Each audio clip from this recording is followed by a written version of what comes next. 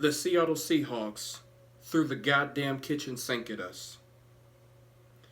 I am grateful and thankful for every win the Cowboys can collect. A win is so hard to come by in this league, the most competitive league in the world. With that being said, I just didn't like what I saw out there. I didn't. Deron Bland got torched today. He was bullied today. They were picking him apart today. Now, he did show courage and got himself a pick today when he was guarding. I'm not sure if it was Jackson Smith-Njigba or Tyler Lockett, because they had to move him off of DK Metcalf in the second half. They put Stephon Gilmore on DK Metcalf. So he showed heart when he was on Tyler Lockett or the rookie and got a pick. But for the most part, he was picked on today. It was pathetic. Pathetic.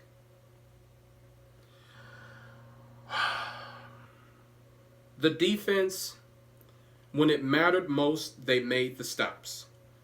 3 straight fourth down stops. Stopped Charbonnet on 4th and 1. On 4th and 4, they pressured Geno Smith, and he had to get rid of the ball as quickly as he could. And Jackson Smith-Njigba wasn't looking for the ball because it was out so quick. And then the 4th and 2 that just concluded the game. The defense made stops when it mattered most, but the Seattle Seahawks still scored 35 points on us, man. They still scored 35 points on us. They had a terrific game plan. They really did. And the thing is, we also have to understand the Cowboys are not going to fire on all cylinders every single game. They're not. And plus, we have to understand that the Seattle Seahawks are playing for their playoff lives. They are playing for their lives right now. So, of course, they're going to come out swinging, and they're going to come swinging hard. So maybe I'm just a little too hard right now. I still didn't like what I saw, but a win is a win. I will take it. Dak Prescott looked good again. Not good, great again. There was this one play where I forgot old boy's name with the pink hair or whatever. He got the pink shit in his hair. Had him for the sack. Dak Prescott said, "Get the fuck off of me," and then threw it to Jalen Tolbert for the first down. Dak Prescott was fucking phenomenal once again. Brothers, I can't criticize him, man. He has been killing it since the Niners game. He's been on it, man. You even got Aaron Rodgers saying that Dak is his favorite quarterback to watch. Dak Prescott is in complete control of this offense. He is looking phenomenal. So his mental, he is being cerebral out there. High IQ, recognizing what the defense is giving him, recognizing mismatches, protections. He's doing it all. It's like Aaron Rodgers said. Of course, you got guys out there that can throw the football, but you want someone who has it all, who can really command the offense, command protections, command everything. Cerebral. Dak has it, man. And the thing is, we've seen stretches where Dak Prescott has played out of his mind. But this stretch is something different, man.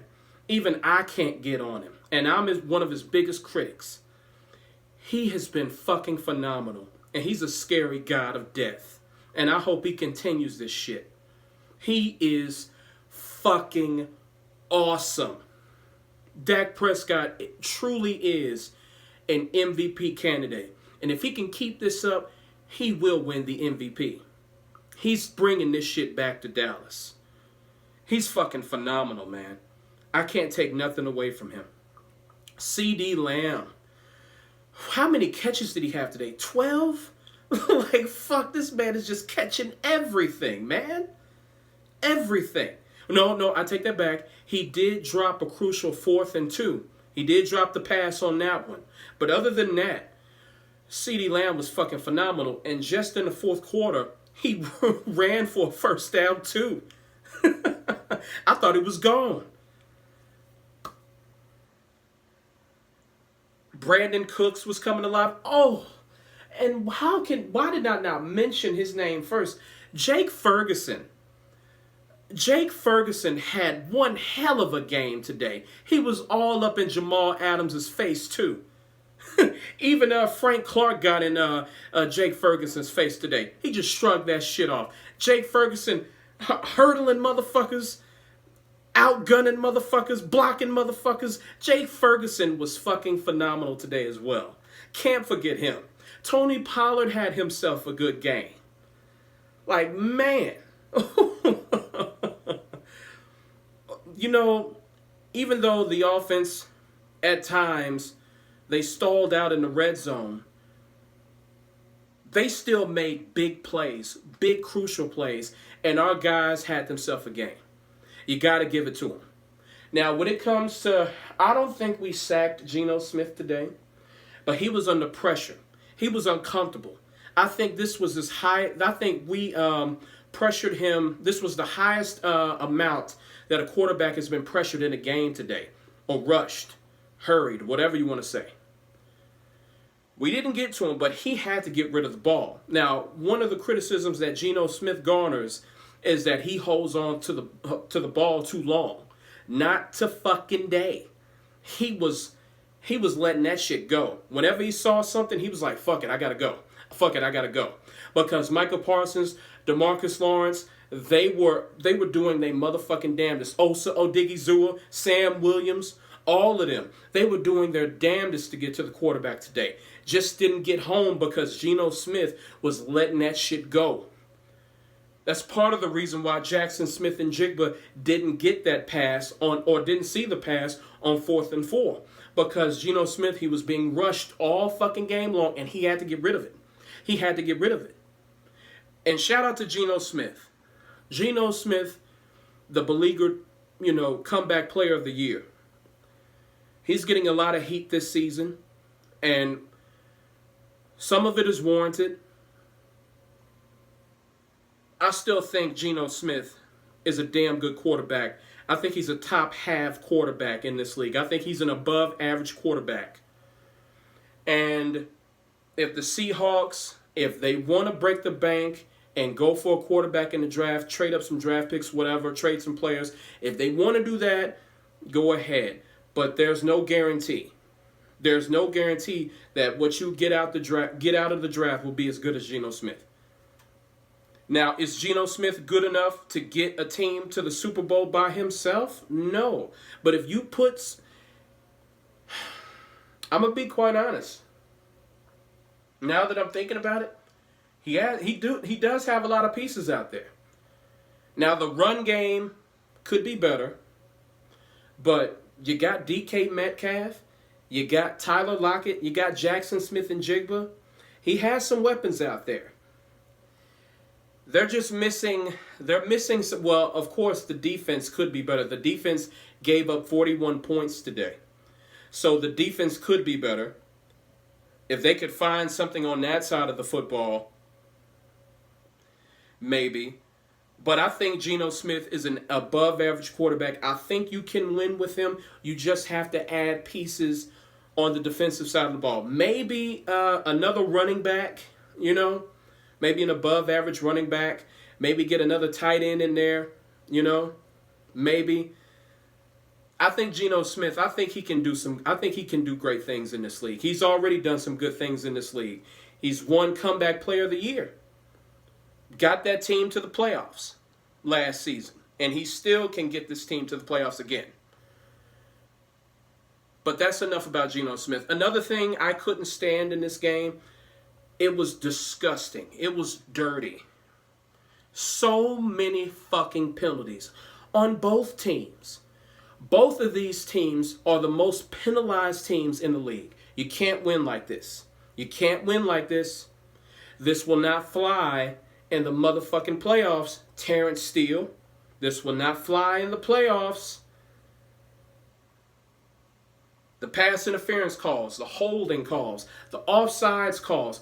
One thing I cannot fucking stand is offsides. When you're lining up offsides. How in the fuck do you line up offsides?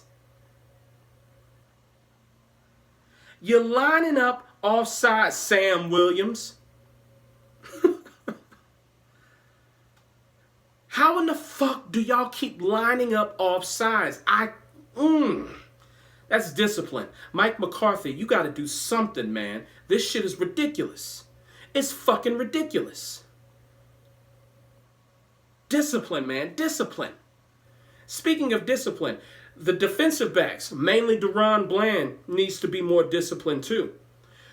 Why on earth do you give these wide receivers so much cushion, man? I understand you're afraid to get beat, but you can't give Tyler Lockett all of that space. That's discipline right there. Come on, man. You got to be smarter than that.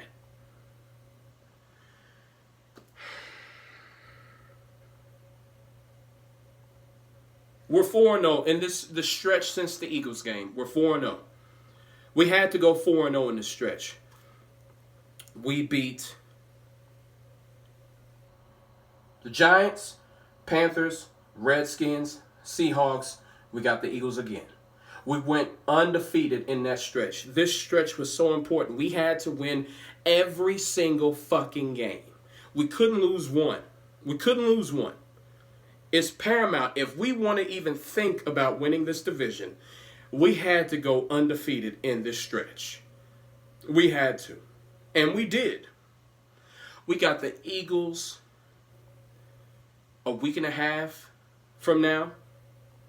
Let's see what happens in that Niner-Eagle game. We're going to keep our eyes peeled on that shit. To be quite honest, someone brought something up. They brought up a good point. If the Eagles win, if they can beat the Niners, if the Niners can somehow slide, the Cowboys can avoid them. But to be quite honest, I'm not in the zone of wanting to avoid the Niners. I'm really not. I understand if the Niners lose and Detroit can get up, Detroit we have a better chance of going against them and we can beat them. You know what? I just don't want to see the Eagles win. I'm tired of them. I'm tired of their bullshit. I'm tired of the referees helping them out. I'm tired of them winning close games, being the 2022 Minnesota Vikings. I'm tired of that shit. I hope the Niners kick their fucking ass.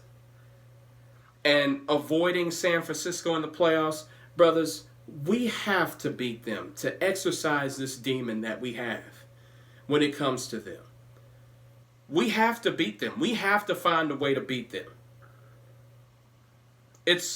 We're psychologically hampered by that team. We have to figure out a way to beat them. And we can't just sit around and hope to avoid them. We got to get them. But we're 9-3. We're on the Eagles' coattails. We're applying pressure. We finished this stretch out 4-0. Our stars came through when it mattered most. Our defense came through when it mattered most. Mike McCarthy, there are times where I'm like, but for the most part, he's been one hell of a coach in this stretch. He acquiesced and gave power to Dak Prescott when it came to commanding this offense, and it's paid dividends. Brothers, I'm off tomorrow. I'm going to enjoy my fucking day off with a Cowboys victory. I will catch y'all later. Peace.